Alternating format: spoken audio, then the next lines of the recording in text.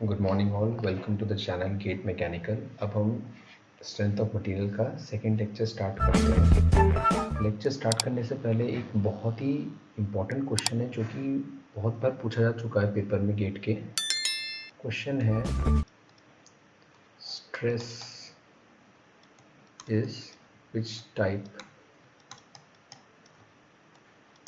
Type of quantity. Stress is which type of quantity. इसके option हैं scalar, vector, tensor या none of these. ये बहुत ही important question है क्योंकि बार बार रिपीटेडली, सिर्फ मैं गेट के पेपर में नहीं बोल रहा हूँ, इसरो का पेपर, बार का पेपर, बहुत पीएसयूज़ के पेपर होते हैं अलग से जो करवाती है पीएसयूज़ पेपर, उस पर बहुत बार पूछा जा चुका है। इसमें बहुत सारे लोग इसका आंसर वेक्टर क्वांटिटी बता देते हैं, बल्कि ऐसा नहीं है। स्ट्रेस एक टेंसर क्वांटिटी है। अगर हम टेंसर क्वांटिटी को डिफाइन करते हैं, टेंसर क्वांटिटी, हम टेंसर क्वांटिटी डेफिनेशन अगर लिखें तो टेंसर क्वांटिटी की डेफिनेशन ये होती है, quantity having different magnitude in different direction. मैं यहाँ लिख देता हूँ, quantity having different magnitude in different direction. जैसे कि इसका एग्जांपल मोमेंट ऑफ इनर्शिया भी है, इस ये भी टेंसर क्वांटिटी है। आपको स्ट्रेस भी टेंसर क्वांटिटी दिखेगी, क्योंकि आपको पता है कि एक फेस में हर डायरेक्शन में स्ट्रेस की वैल्यू अलग होती है, तो इसको हम टेंसर क्वांटिटी कहते हैं। तो इसका सही आंसर है ऑप्शन सी,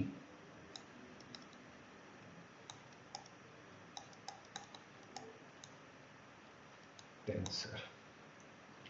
एक और क्वेश्चन है जो कि बहुत इंपॉर्टेंट है, और वो भी बार बार पूछा जाता है, ये इंटरव्यूज में जनरली पूछा जाता है, what is the difference between stress and pressure. What is the difference between stress and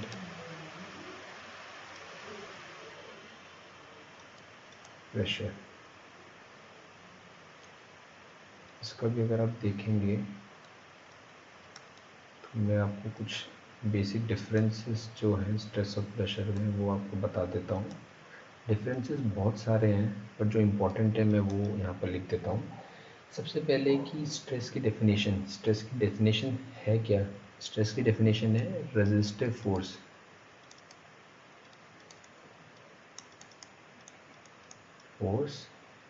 per unit area. ये रेजिस्टिव फोर्स है, और ये जो प्रेशर होता है वो नॉर्मल फोर्स, सीधा फोर्स है, फोर्स अपॉन एरिया। दूसरा पॉइंट हो गया, जो कि हमारा स्ट्रेस होता है, ये it is executed internally, internal phenomena.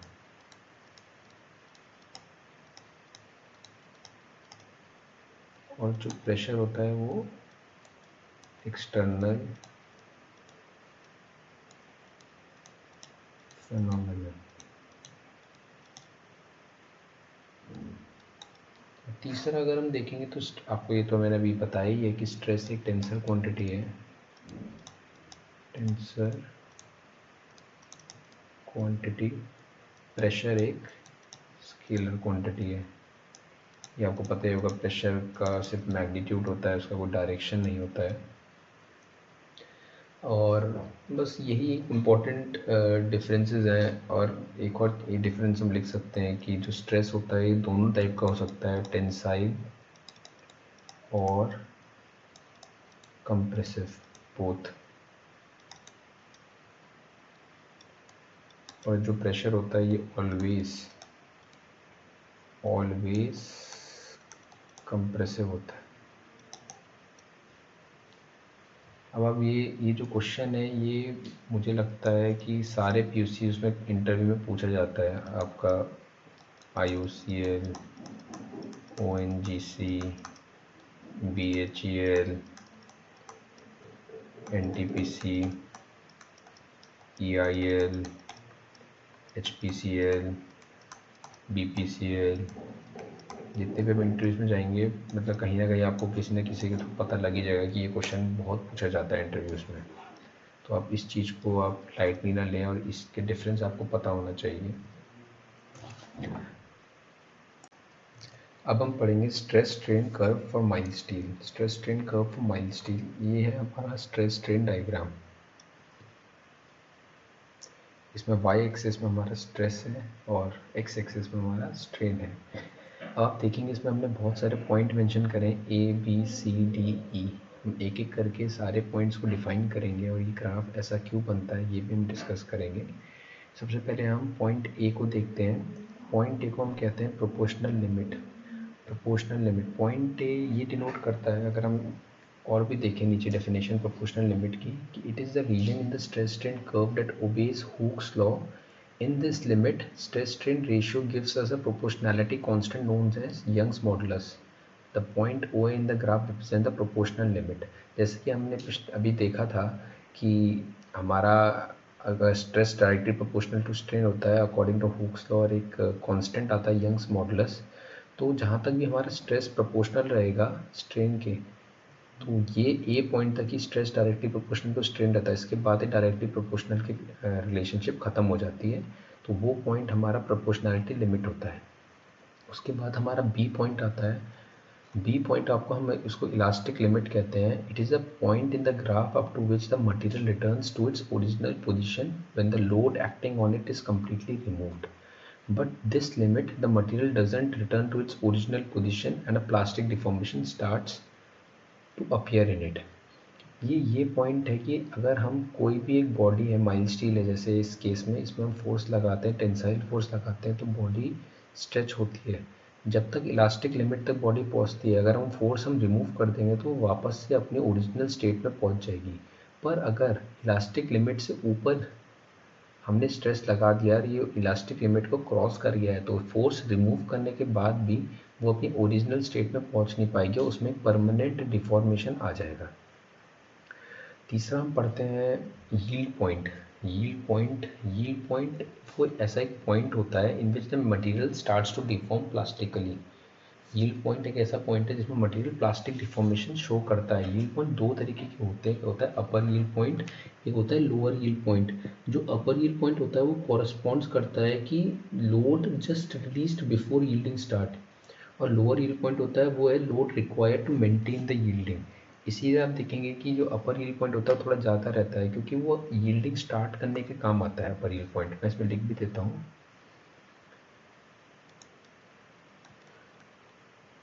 corresponds to the load required to start yielding, और लोअर यील्ड पॉइंट है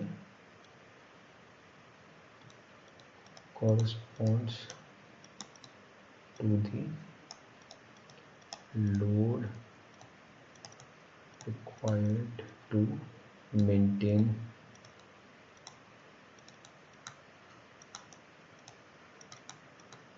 yield। तो यील्ड पॉइंट हमारा आप समझ रहे हैं, इसके आगे इससे यहाँ से प्लास्टिक डिफॉर्मेशन स्टार्ट हो जाता है। यील्ड पॉइंट के आगे अगर आप देख रहे होंगे तो सी से डी आपका ये देख रहे हैं कि यहाँ पर तो स्ट्रेस कम हो रहा है, इसके आगे एकदम से स्ट्रेस बढ़ रहा है। तो ये स्ट्रेस बढ़ता क्यों है सी से डी? ये बढ़ता due to strain hardening.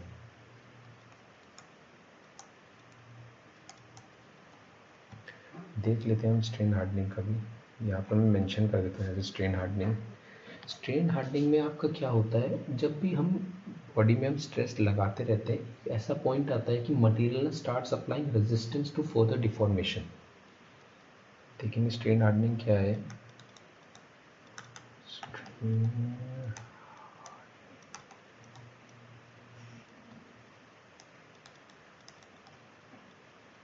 after heat point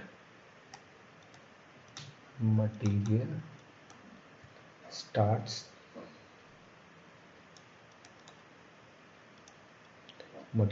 applying resistance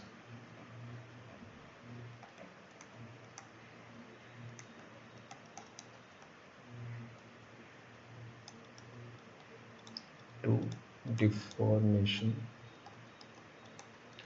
और इसका रीज़न क्या है, क्यों रेजिस्टेंस बताओ। इसको हम स्ट्रेन हार्डनिंग कहते हैं, तो हमें समझ आता है, पर क्यों होता है ये होता है इसका क्रिस्टलाइन स्ट्रक्चर होता है ना। जब हम फर्स्ट में स्ट्रेस लगा रहे होते हैं, फोर्स लगा रहे होते हैं, तो इसका क्रिस्टलाइन स्ट्रक्चर चेंज होता है। तो अगर कोई आपसे इसका रीज़न पूछेगा तो ड्यू टू दी, इसकी डेप्थ में नहीं जाएंगे हम, मोटा मोटा हम ये कह सकते हैं due to the change in crystalline structure.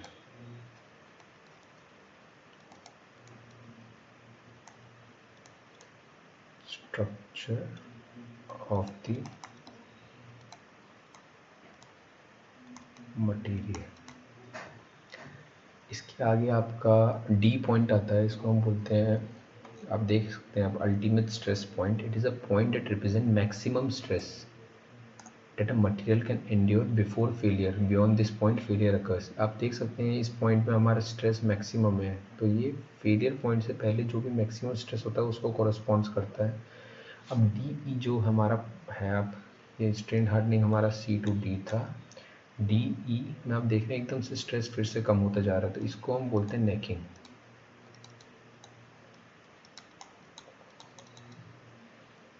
इस पार्ट को हम बोलते हैं नेकिंग। अब देखेंगे कि नेकिंग क्यों होती है। जो भी हमारा पॉइंट डी है, इसके बाद diameter of the portion of the specimen begins to decrease. जो diameter of the specimen begins to decrease. क्यों? Due to local instability. इसका रीज़न पूछा, इसमें भी इन डेप्थ नहीं जाएंगे। ड्यू टू लोकल इंस्टेबिलिटी, इसकी वजह से उसका डायमीटर, आप किसी चीज़ को खींच रहे हो तो एक टाइम बाद उसका डायमीटर कम होने लग जाएगा। जब डायमीटर कम होएगा तो हमें एक अमाउंट से कम स्ट्रेस लगाना पड़ेगा उसको उतना ही डिफॉर्म करने के लिए। तो देखिए हम उसको कम स्ट्रेस लगा के नेकिंग हो रही है, तो कम स्ट्रेस लगा के उतना सेम डिफॉर्मेशन मिल जा रहा है। और पॉइंट ई लास्ट पॉइंट हमारा फ्रैक्चर पॉइंट है। फ्रैक्चर पॉइंट और ब्रेकिंग पॉइंट भी कहते हैं। It is a point in the stress strain curve at which the failure of the material takes place.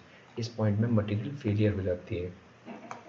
इसमें कुछ इम्पोर्टेंट भी चीज़ें हैं, इंपॉर्टेंट पॉइंट्स हैं जो मैं डिस्कस करना चाहूँगा। एक होता है मॉडुलस ऑफ रेजिलेंस। वो आप इलास्टिक लिमिट में हम इसमें डाल सकते हैं। इलास्टिक लिमिट में मॉडुलस ऑफ रेजिलेंस, ये बहुत इम्पॉर्टेंट है। मॉडल ऑफ रेजिलेंस क्या होता है? It is ability of a material to absorb energy without permanent deformation. Of the material to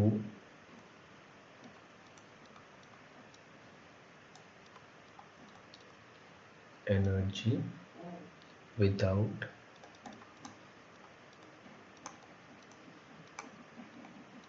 permanent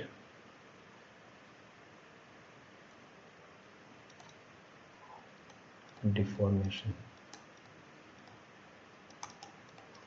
और ये जो हमारा मॉडुलस ऑफ रेजिलेंस है, ये आपको ग्राफ में इस पोर्शन से डिनोट किया जाएगा।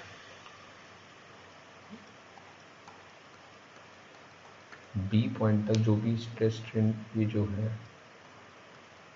ये है मॉडुलस ऑफ रेजिलेंस। सेम ऐसी एक मॉडुलस ऑफ टफनेस होता है जो कि पूरा stress strain curve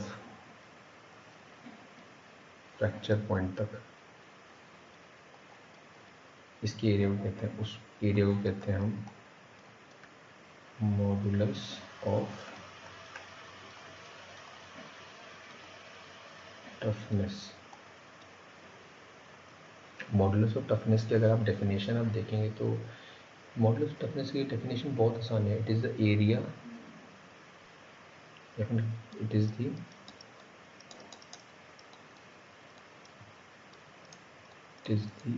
energy, it is the energy absorbed by the material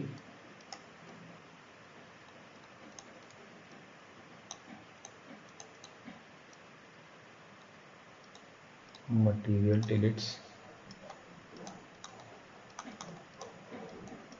its fracture। ये आपका मॉडुलस ऑफ टफनेस।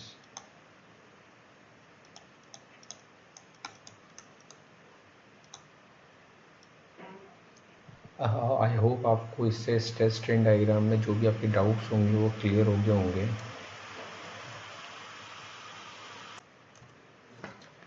अब हम देखेंगे कि नॉर्मल स्ट्रेन की definition.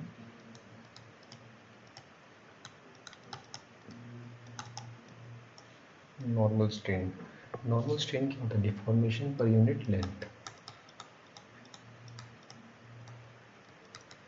Deformation per unit length. और एक और इसकी बहुत इम्पोर्टेंट प्रॉपर्टी है, ये बहुत इम्पोर्टेंट प्रॉपर्टी है, strain is a fundamental behaviour, is a fundamental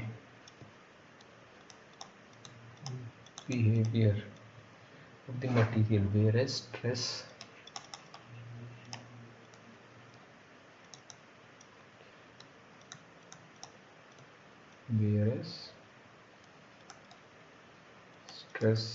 is a derived concept। ये चीज़ आपको बहुत कम बुक्स में अवेलेबल मिलेगी और ये चीज़ बहुत जगह पूछी भी जाती है।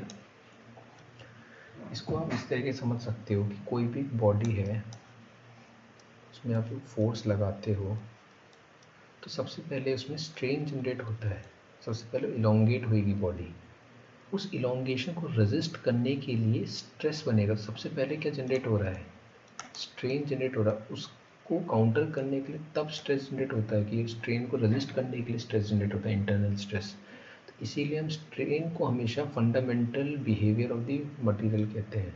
स्ट्रेस जो है वो की डेराइव कॉन्सेप्ट है, वो स्ट्रेन से डेराइव होता है। ये बहुत इंपॉर्टेंट चीज़ है।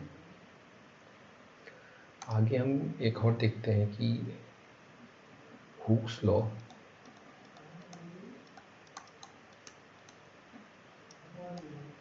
हुक्स लॉ की डेफिनेशन बहुत सिंपल है। स्ट्रेस डायरेक्टली प्रोपोर्शनल टू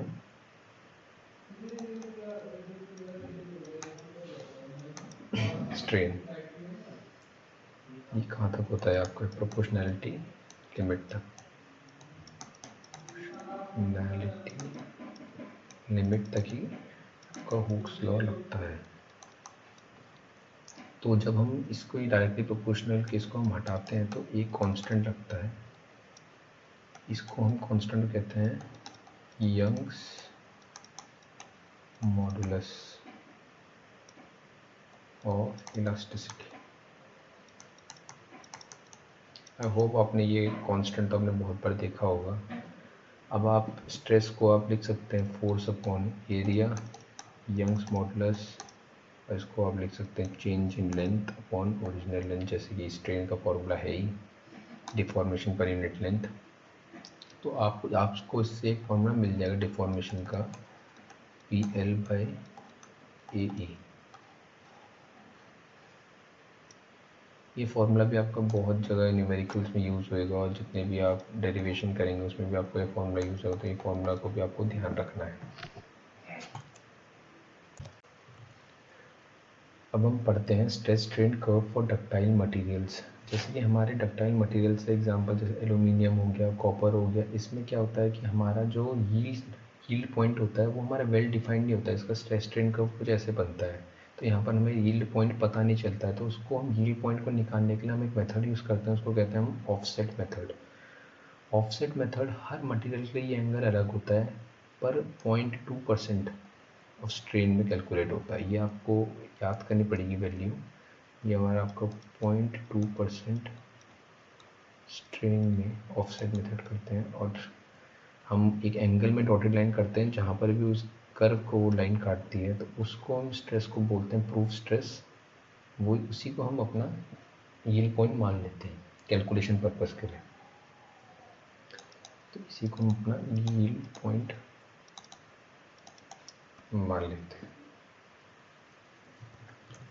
अब आपका जैसे कि आपने एक चीज़ भी देखी होगी कि हमारा जो दो, अब हम डिस्कस करते हैं difference between engineering and true stress strain curve. सबसे पहले हम ये डिस्कस करेंगे कि डिफरेंस होता क्यों है। डिफरेंस होता है क्योंकि जब हम जो हमने ओरिजिनल अभी स्ट्रेस स्ट्रेन कर्व देखा था वो इंजीनियरिंग स्ट्रेस स्ट्रेन कर्व था। इंजीनियरिंग स्ट्रेस स्ट्रेन कर्व में हम एरिया ऑफ क्रॉस सेक्शन जो होता है, एरिया ऑफ क्रॉस सेक्शन, उसको हम कांस्टेंट मानते हैं इनिशियल एरिया के बराबर। इनिशियल क्रॉस सेक्शन एरिया के बराबर मानते हैं, पर एक्चुअल में जो होता है, जो हमारा ट्रू स्ट्रेस स्ट्रेन कर्व है, उसमें हम एरिया ऑफ क्रॉस सेक्शन को इंस्टेंटेनियस एरिया के बराबर मानते हैं। इंस्टेंटेनियस एरिया जो कि एरिया ऑफ क्रॉस सेक्शन से कम होता है।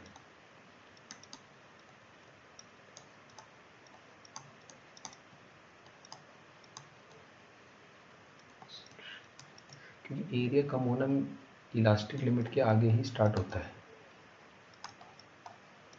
आप ध्यान देंगे इलास्टिक लिमिट के आगे ही एरिया कम होना स्टार्ट होता है। तो इलास्टिक लिमिट से पहले तो हमारा दोनों कर्व इक्वल ही रहते हैं, इंजीनियरिंग स्ट्रेस स्ट्रेन कर्व और ट्रू स्ट्रेस स्ट्रेन कर्व दोनों इक्वल होते हैं, पर इलास्टिक लिमिट के आगे हमारा ट्रू अलग चले जाता है, इंजीनियरिंग कर्व अलग जाता है। अब इसका ट्रू ऊपर क्यों जा रहा है, क्योंकि इसका area of cross section stress क्या होता है, फोर्स अपॉन एरिया। अगर एरिया कम होगा तो हमारा स्ट्रेस ज़्यादा ही होगा। तो ये यहाँ पर हमारा स्ट्रेस ज़्यादा हो रहा है, इंजीनियरिंग वाले में हमारा कम हो रहा है, कि एरिया ऑफ क्रॉस सेक्शन हम उसमें कांस्टेंट मान रहे हैं।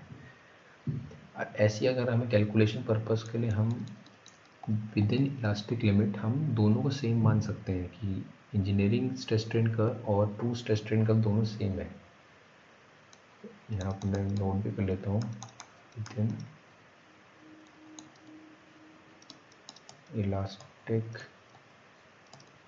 रीजन और calculation purpose we can treat both as same। कुछ एक इम्पॉर्टेंट फार्मूलाज हैं जो मैं आपको यहाँ पर लिखूँगा, जो इनकी रिलेशनशिप जो है वो डिफाइन करेगा। एक है ई टी, मतलब ट्रू स्ट्रेन इक्वल टू होता है ln 1 plus engineering strain. Second आपका है true stress equal to engineering stress plus 1 plus engineering strain. बहुत इंपॉर्टेंट फार्मूलाज है। इन फार्मूलाज को डेरिवेशन में आपको जानने की इतनी कोई ज़रूरत नहीं, पर इन फार्मूलाज को आपको आपके फिंगर टिप्स में फार्मूलाज, क्योंकि इससे क्वेश्चन आने की प्रोबेबिलिटी बहुत ज़्यादा है। 2014 टू 2024 मेरी क्वेश्चन आने की बहुत ज़्यादा प्रोबेबिलिटी है। क्वेश्चन में अगर आपको फार्मूला नहीं पता तो आपको करना बहुत मुश्किल हो जाएगा। तो ये फार्मूला आपको बाय हार्ट लर्न करना है।